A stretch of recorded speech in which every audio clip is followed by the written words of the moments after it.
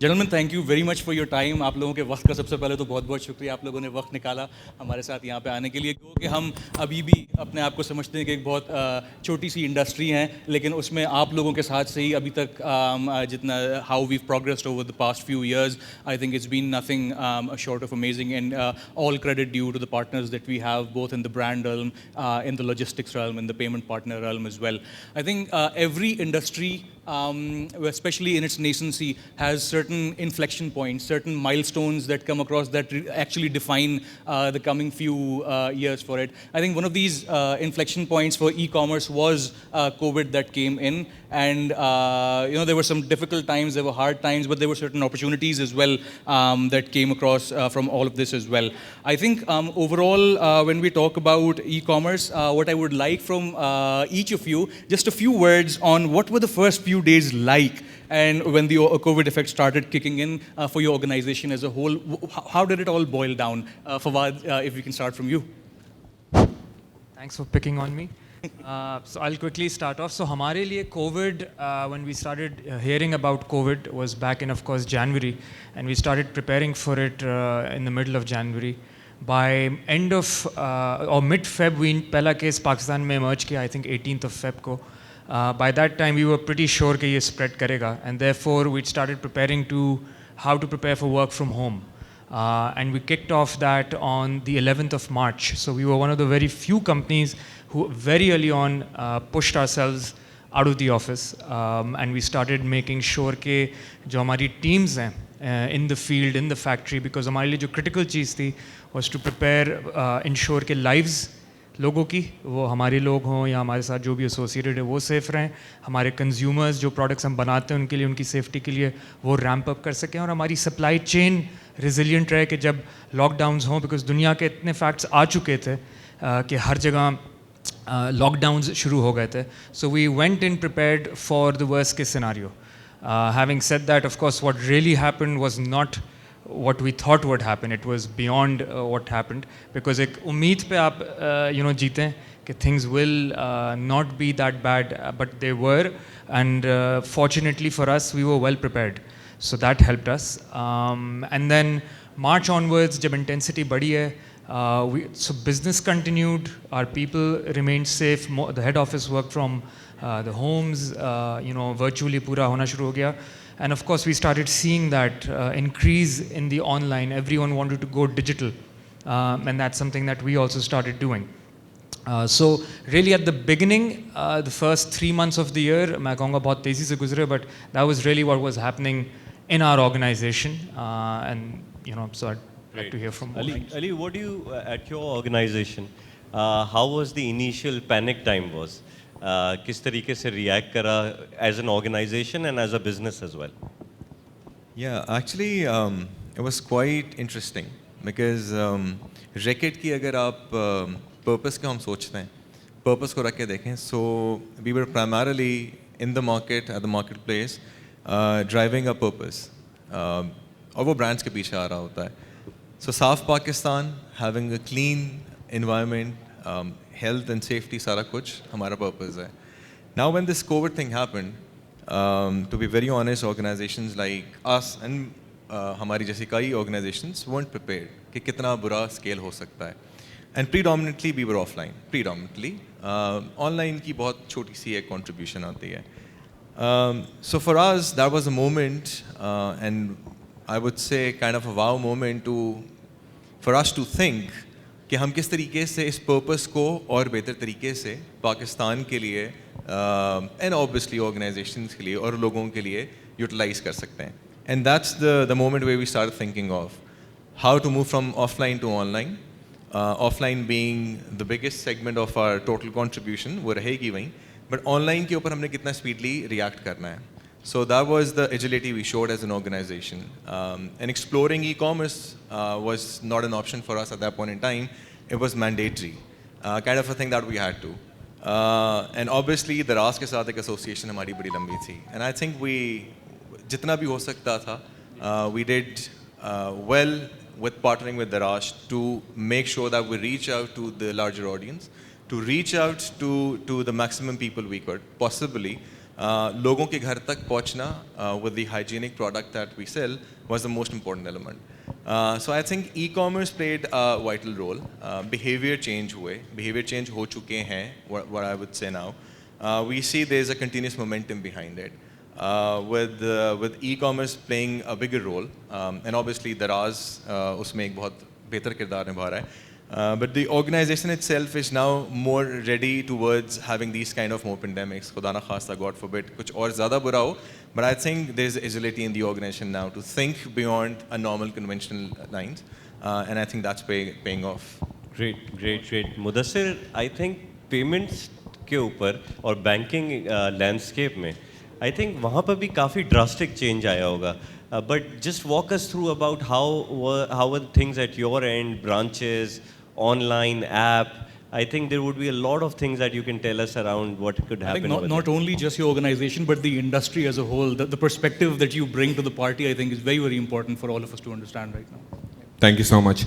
यार सबसे पहले तो ये कि of course when this thing hit us, it hit us really hard.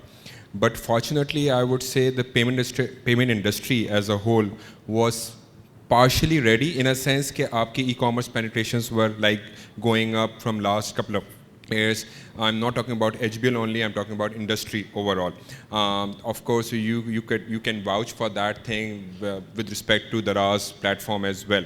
So every year, every quarter, payments, card schemes, and their contribution in the online schemes were increasing. So yes, when this thing hit, but still that was that was contributing the, I would say, minor share of the larger pie. So the largest share was physical shopping and physical usage of the card. And from the payment perspective, that was the biggest challenge that emerged as the biggest challenge for all of us, how to cope up with it quickly. But as I said, agility was the essence in that in those times. So कितनी जल्दी आप adopt करते हैं उस चीज़ को, कितनी जल्दी आप उसको solutions के साथ लेकर आते हैं market में, that was the thing. And that was the name of the game for HBL also. And we tried our level best to provide those solutions to our customers as quickly as possible. Despite those things, despite those initiatives, I think it took good 2 to 3 months even for our customers to adapt to do those things. And then of course, by the time we entered into June, we started to see the traction on the online channels. And then rest is history, because July, August onwards, this channel alone, not only the e-commerce bit, but the payment overall, be it app registrations, be it in-app deals or transactions, be it traction on the utility bill payments, anything and everything. I would just give you one example that the traffic that was used to that used to go to the branches for the day-to-day banking needs, they transformed their habits, and they of course converted to digital channels. So not only e-commerce, but overall things have changed. And वो जिसे कहते हैं ना कि every adversity brings some kind of an opportunity as well. So चाहे वो fortunate कहें, unfortunate कहें, this COVID environment also brought that thing for all of us to grab it. उसमें whoever done his part quickly and efficiently, they grabbed the market share. Rest are catching up. Absolutely. Abrar Sahab, you're a successful entrepreneur in the truest sense of the word. You've made so many businesses and you've been successful in all of them. I would be very interested in knowing what your take was on this vehement change in the scenario all of a sudden, and how did you sort of attack this from your end? Yeah, Nagit, thank you. So it was slightly challenging, because what we were faced in the handset space was that essentially customs was locked. We couldn't really import handsets in. Even at times, basically we couldn't even bring the shipments in from China.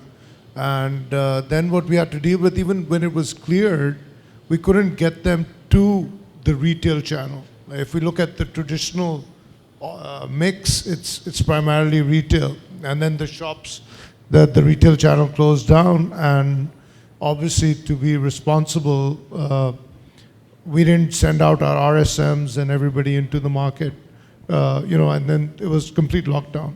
But I think what was really pleasant to see was how Daraz stepped up to the plate, and we saw that massive resurgence. And the fact that we don't typically have to, it's a single point, we don't have to send out the stock to all the different physical retail channels with Daraz. So I think it was quite pleasant to see the change in the mix, in the sales mix, that we saw the massive spike, which helped us sustain, and at least the targets were obviously not met, but if you look at it, we exceeded our online targets by far, thanks to Daraz. Yeah. Great, great. I think TCS might be a great case study because I think when the lockdown was announced, the first reaction from government that we got was that close your logistics. So our whole decks and the entire warehouse operations were halted in the initial days. And we did a lot of lobbying and government relations to kind of open that using TCS name, TCS to chal raha hai. So how was the journey of initial lockdown days at your end, Haris? Look, I think in hindsight, I think the impact was unprecedented, and I mean both in a positive and a negative sense. I think prior to COVID, in January and February, we were seeing the strongest business volumes. We peaked monthly revenue in TCS's history. Margins were great. We started hearing about COVID seeping in, but then logistics is a frontline job. There's no way you can shy away from that. I'll explain the limitations of work from home for something like TCS. But it definitely did, the scale of it took us by surprise. I think the 38-year history of being a market leader and being on the front lines in an economy like Pakistan brought its own experience. Chairman was with us. There were daily board calls trying to figure out how to maneuver the landscape. We've been through political ups and downs, other crises. You have to keep moving. There's no other way. That's what we get paid for. So I think, as the lockdown really struck, I think in late March, that's because those charts are now etched in my memory in terms of how the volumes tailed off. The first priority, honestly, was our people. And luckily, over the last 12 to 18 months, we've had a significant upgrade on our technology platform. So pretty much all support functions, including myself, I don't know if that's something to take credit for, but for at least 2 months, 2.5 months, I didn't leave my home either as CEO, was running the company smoothly. But then again, there were a lot of operating offices, hubs, which were, functioning at full speed. And by full speed, I mean, we had to work in order of priority. We obviously lost big customers such as Daraz. Obviously, everyone was watching the developments closely. But then at the same time, once we got the SOPs sorted out, there were still medicines that needed to move. There were banking documents that were critical, and those are the first two priorities government laid out for us as well. And that is where we really started, building trust with them that we're kind of risking our lives here as well, but it's for a greater cause. So, pharma volumes jumped through the roof. A lot of these essential products had to move through us and through other players as well. And I think the nation as a whole really pulled through. So we're proud of our own people as well as, even our competitors who really pulled through that trying time. There were cases, SOPs followed, fumigation, and then back to work again. But in a way, I think that prioritization helped us scale up in a logical manner, so our hubs were only half full because these were the priorities. We could turn around different shifts to ensure our people made a stable amount of income. We even had some quirky ideas in terms of relaunching Hazir for a certain point in time. You might not have noticed, I think it was mainly in KLI, very driven by the employee care perspective, because these were sort of any service you could ask for about 2 to 3 hours. A lot of people were calling in for the grandparents who were stuck during the lockdown. And, testament to Khalid Saab, effectively there was no profit margin, so the entire sum was for the courier himself, just because we knew a lot of them on variable incentives weren't making much income. But I think as we have recovered through that trough, we have seen some permanent changes, I think, in the customer mindset. I'll close with the point that e-commerce, once it really started to pick up, alhamdulillah, from April onwards, we are doing 3 to 4 times our monthly volumes on a regular basis. I mean, that is, just to put things into our perspective, it's bigger than any November peak season that we've ever done before, and now it's happening every month. I would like to think almost without a hitch. So the mix has changed, I think, permanently. But I think we've been up to the challenge so far and looking forward to, assisting Daraz in a great peak season coming up. Absolutely. Cheers to that. I think this sums it up in an excellent manner, right? It's all about reprioritization. It's about realizing what comes first, in a situation that is not as favorable. Even for us as well, Ammar, I think it became from providing the best experience to the consumer to the safest experience to the consumer overall. We during this period, I think we saw a lot of change in consumer behavior as well in general. I don't think there was a lot of sort of a slump from the demand side that we saw coming in. But at the same time, people were looking for different things than they were before COVID, right? I mean, there was a spike in the demand for hand sanitizers here, and then we saw that sort of, move on to a spike in demand for undateable roti and your groceries as well. And then it just sort of, it was very discernible trends that you could just see sitting in and just, what exactly people look for. मैं अभी कुछ insights पे हम काम कर रहे थे तो board games की demand बढ़ गई थी दराज में COVID में. People were searching Ludo, Carom. उसके बाद one of Reckitt's product for female hygiene क्योंकि salons बंद थे सारे तो उसकी डिमांड बढ़ गई थी. Dettol short था मार्केट में. A lot of Unilever products were also in demand, hand washes and all. But for Daraz हमारा एक metric होता है conversion rate. कितना traffic आता है and how many of them buy. We got a really big spike in conversions. तो जितने लोग आ रहे थे वो ज़्यादा ट्रांजैक्ट कर रहे थे. And after 2-3 months, I think we are getting back to our old conversion rates, which are still cool but not as sexy as COVID times. But I just wanted to open the floor and just if you have a great example on that, are the numbers back after the spike, if you had a spike, or they're still going high? What's the business landscape still like? Anybody who would just want to contribute here? Okay, if I may start. As far as, of course, in this regard, I can tell you about the HBL. So, as far as HBL is concerned, yes, I would say we are back to the pre-COVID times. Because of the fact, I see or I pinpoint one reason that because we adapt to the situation very quickly, we change our ways and means, and then we try to I would say we empathize with our customers. What do they need right now? How can they conduct any transaction? Can they do it safely, as you rightly mentioned? So when we put ourselves in their shoes, we took all the actions accordingly, and the result is that we are back to the pre-COVID times. In fact, in last month we crossed those volumes as well, and in those volumes, the e-commerce and all the digital solutions have played a vital role. They are getting increased with every passing day. Their contribution is getting increased with every passing day. That's very heartening to see. So as I said earlier, the agility is the essence, is the name of the game. So you need to adapt quickly, and you need to come up with there would be failures. Be ready for that. So if you experiment with 10 things, probably 5 would be failures, 5 would be success, but be ready for that. Don't be afraid of those experiments. Do that. Some things will click, some things will not. Learn your lessons, improve, come back into the market. And that's what we have done, and the results so far are pretty encouraging. Great. Fawad, your side here. Yeah, so let me give you context of what we think happened during the pandemic, of course. जब शुरू हुआ, and why you are now struggling with the conversion rates. People went for pantry filling. There was panic on the street because media के अंदर भी Western world के अंदर shelves खाली हो रही थी. A good thing, call it divinity, call it good management, call it foresight. हमारे यहाँ शेल्फ आउट उस तरीके के लाइन ही नहीं लगी, कहत नहीं पड़ी, जहाँ पे यूरोप के अंदर, अमेरिका के अंदर कम्प्लीटली लोग for some odd reason toilet rolls लेके जा रहे थे, ठीक है ना. सो एक चीज़ है कि शुरू में जो स्पाइक है, of course that was led by a lot of panic induced pantry filling.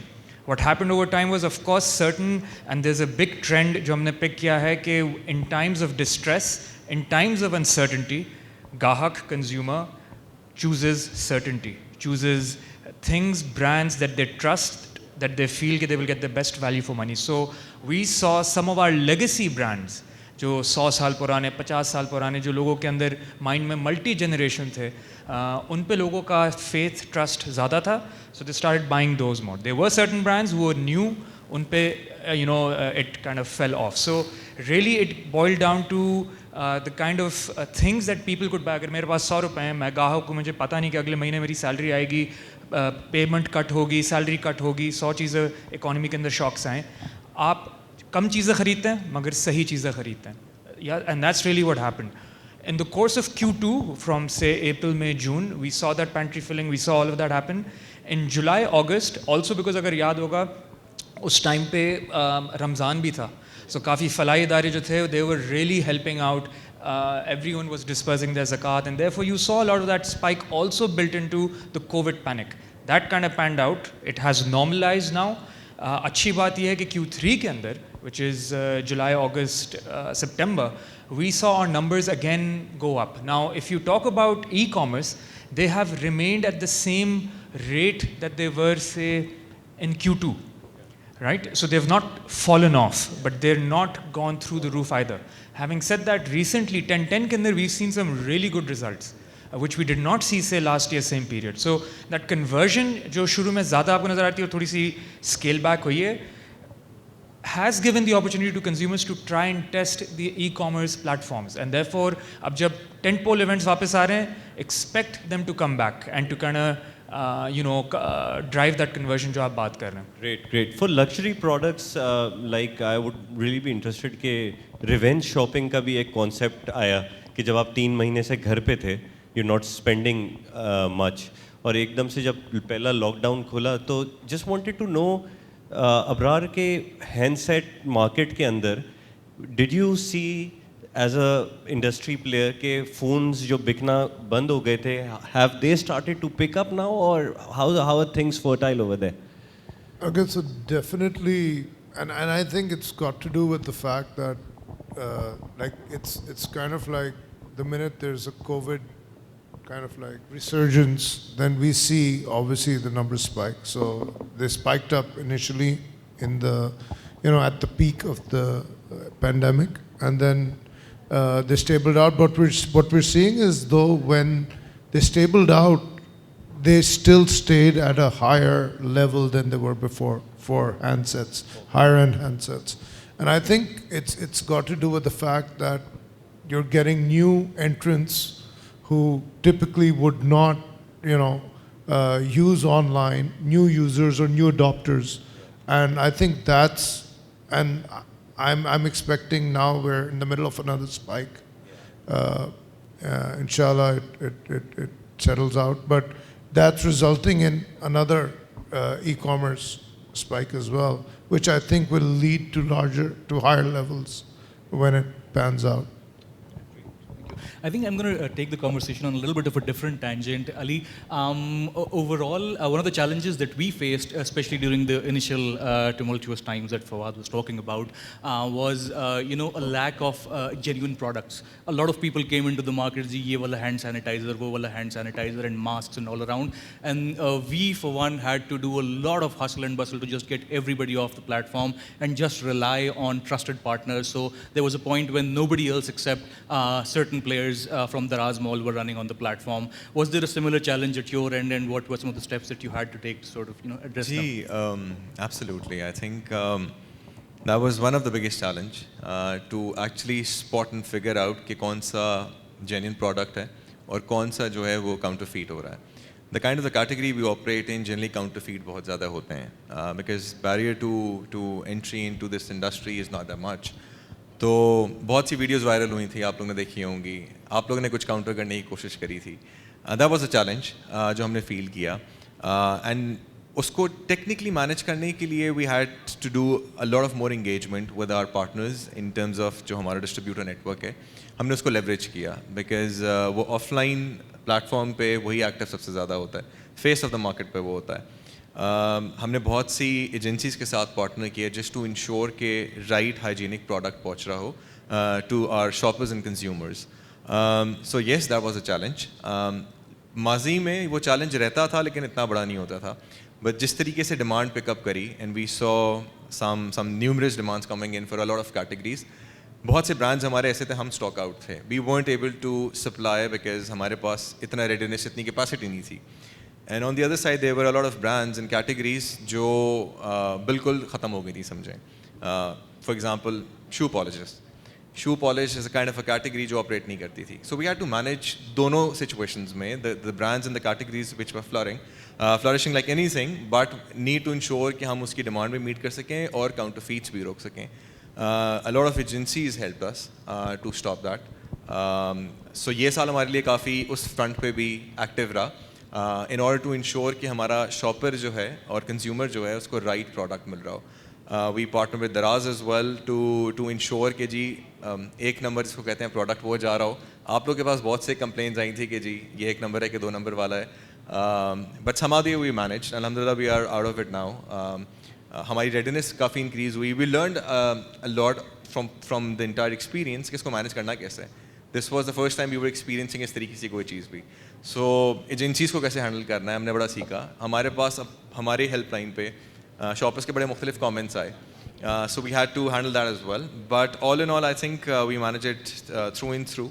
And now I think we are all set कि इस तरह का खुदा ना खास्ता कोई चीज़ आती है. So what's the right way to go about it? I think it's super important, and just to pick up from this point, Ali, regarding the learnings that you sort of derive out of this entire situation, Haris, coming over to you, what are some of the learnings and what are some of the preparations for the future for your company and for the logistics industry as a whole? Should this come over again, how will things be different for your organization, and how will we do it differently to come out a little bit better than we did before? I think if I break it down into two parts, maybe starting from the customer perspective first, I think the biggest learning, and this is a core part of our strategy for the next 3 to 5 years anyway, is to move away from logistics as a commodity. Because one thing that we've learned through the crisis is no single customer wants the same experience. They've got their customized needs, it's 60 minutes, it's next day, it's rerouted at the last second or drop it at the express center. So we have to be agile enough and communicate in real time to be able to offer that convenience, because we're there not just to deliver something from point A to B, but also make people's lives simpler.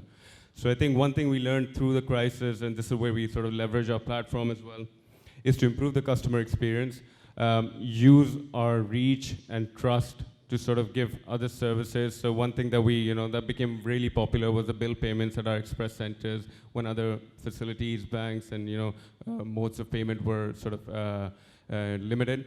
And going forward, I think we are innovating new products, predominantly led on the e-commerce side, where the customer can be a lot more interactive. And I think that's how we need to think about the consumer side of things. At the same time, on an industrial scale, because corporate is 80% of our portfolio, we are increasingly more integrated through technology through our 3PL solutions with all our industrial partners, because a lot of them faced sort of disruptions, had to work around challenges, needed the aircraft, needed land movements, and most of that happened in real time. So I think that will predominantly be a permanent change. And last but not least, I think it's also, COVID, probably a lot of people who were on the fence about online commerce and whether we trust sort of any marketplace and whether the delivery come through or not. I think that changed for the better and permanently. So I think that trend will definitely continue.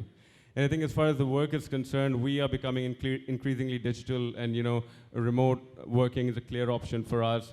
Most of the field personnel for TCS are now connected in real time throughout our network. So I think we'll just see increasing technology playing through our industry as well. Great. I think that's about it for this session, and we would really like to thank to be part of this panel discussion. I think we've got giants of our industry across TCS, OnePlus, HBL, Reckitt, and Unilever, hoping to see a great big Gyara event absolutely in the corner. Thank you. Gentlemen, thank you so much. Thank you.